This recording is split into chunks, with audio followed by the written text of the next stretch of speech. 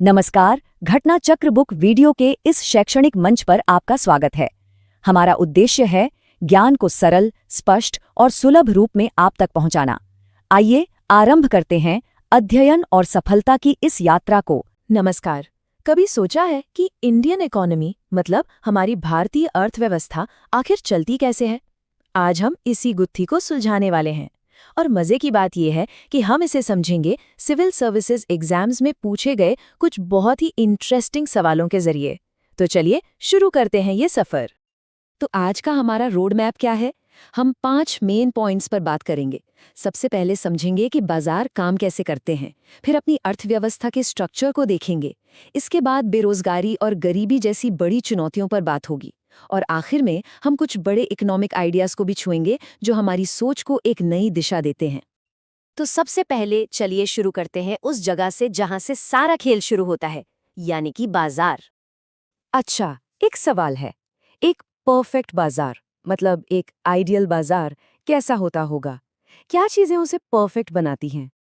चलिए इसे एक सिंपल से उदाहरण से समझते हैं।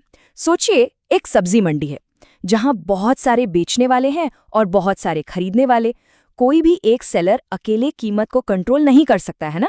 अगर एक ने दाम बढ़ाया तो खरीदार तुरंत दूसरे के पास चला जाएगा। सब एक जैसा ही सामान बेच रहे हैं और कोई भी आसानी से मार्केट में आ सकता है या जा सकता है। बस यही है एक परफेक्ट मार्केट। सबको सब कुछ पता है और किसी एक का दबदबा नहीं है। और देखिए, ये जो आइडिया है ना, ये सिर्फ किताबों की बात नहीं है। ये असल में एक बहुत बड़ी इकोनॉमिक व्यवस्था, जिसे हम कैपिटलिज्म या पूंजीवाद कहते हैं, उसकी नींव है। मतलब एक ऐसा फ्री मार्केट जहां सरकार का ज्यादा दखल नहीं होता। कीमतें कैसे तय होती हैं? सिंपल है, डिमांड और सप्लाई से। किसी चीज की मांग कितनी है और वो चीज बाजार में कितनी है, बस। और यहीं से आता है डिमांड का सबसे बेसिक रूल, मांग का नियम। ये बहुत सीधा सा है।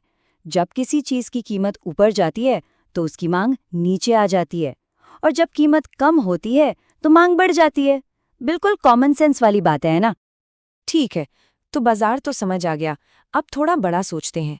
देखते हैं कि ये सारी छोटी बड़ी मार्केट एक्टिविटीज मिलकर हमारे देश की पूरी अर्थव्यवस्था का ढांचा या स्ट्रक्चर कैसे बनाती हैं। तो जब हम कहते हैं अर्थव्यवस्था का ढांचा, तो इसका मतलब क्या है?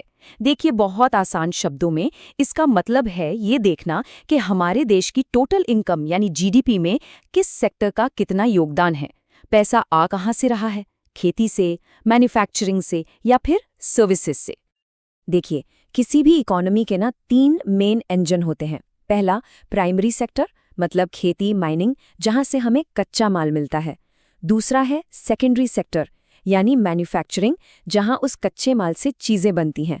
और तीसरा, और आज के भारत के लिए सबसे जरूरी, टर्शरी या सर्विस सेक्टर। इसमें ट्रेड, बैंकिंग, आईटी ये सब आता है। ये आज हमारी इकोनॉमी की बैकबोन है। और हाँ, एक बात याद रखना बहुत जरूरी है, ब्रिटिश राज से पहले भारत की अर्थव्यवस्था काफी हद तक एक इंडिपेंडेंट और आत्मनिर्भर इकोनॉमी थी। हमारी अपनी खेती थी, हमारे अपने कारीगर थे और हम अपनी जरूरतें काफी हद तक खुद पूरी करते थे। चलिए अब बात करते हैं एक ऐसी चुनौती की, एक ऐसी मुश्किल की जो हर इकोनॉमी के सामने आती है, और वो है बेरोजगारी या अनएम्प्लॉयमेंट। बेरोजगारी भी कई तरह की होती है। सबसे पहले बात करते हैं डिस्गाइज्ड अनएम्प्लॉयमेंट की, जिसे प्रच्छन्न बेरोजगारी भी कहते हैं। अब ये क्या बला है? सोचिए, एक खेत है जिसे संभालने के लिए 3 लोग काफी हैं, पर उस पर घर के 5 लोग लगे हुए हैं। तो जो एक्स्ट्रा 2 लोग हैं वो काम करते हुए तो दिख रहे हैं, पर असल में उनकी जरूरत नहीं है। अगर वो काम ना भी करें तो भी पैदावार उतनी ही होगी। यही है छिपी हुई बेरोजगारी, जो अक्सर हमारे गांव में खेती में देखने को मिलती है। फिर आती है साइक्लिकल अनएम्प्लॉयमेंट। जैसा नाम से ही पता चल रहा है, ये इकोनॉमी के साइकिल मतलब उतार चढ़ाव से जुड़ी है। जब इकोनॉमी में मंदी आती है, बिजनेस ठप पड़ जाते हैं, तो कंपनियां लोगों को निकालना शुरू कर देती हैं, बेरोजगारी बढ़ जाती है।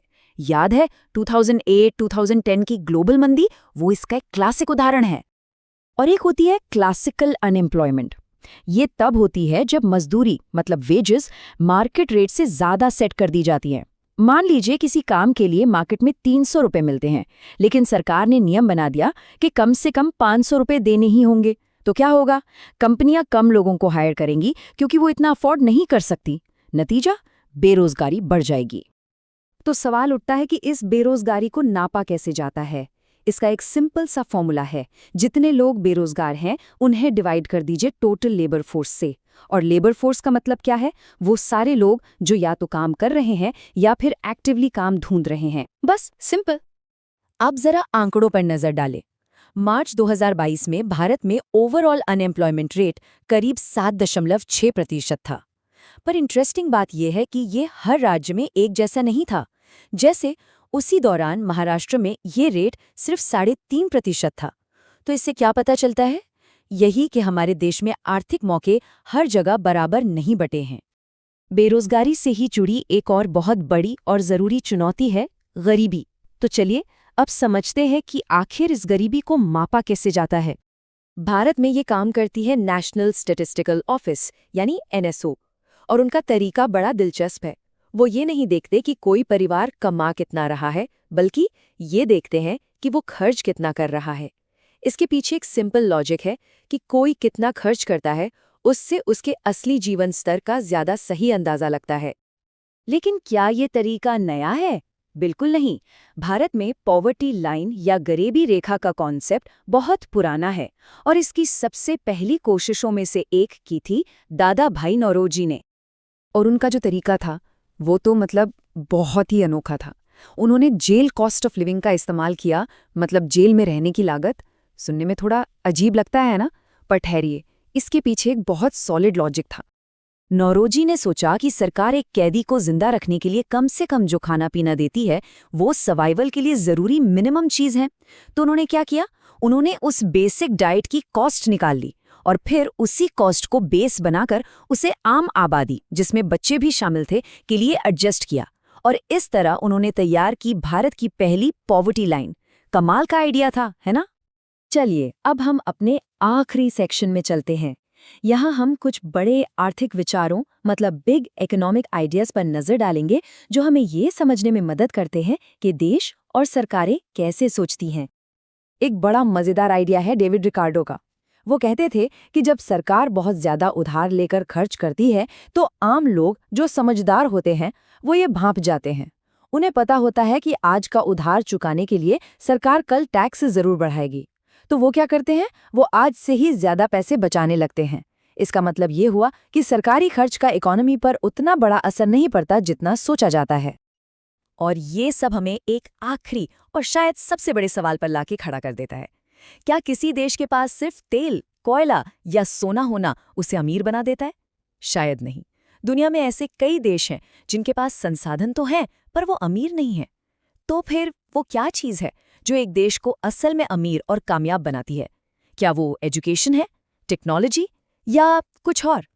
इसी सवाल के साथ आज की ये बातचीत यहीं खत्म करते हैं। नमस्कार।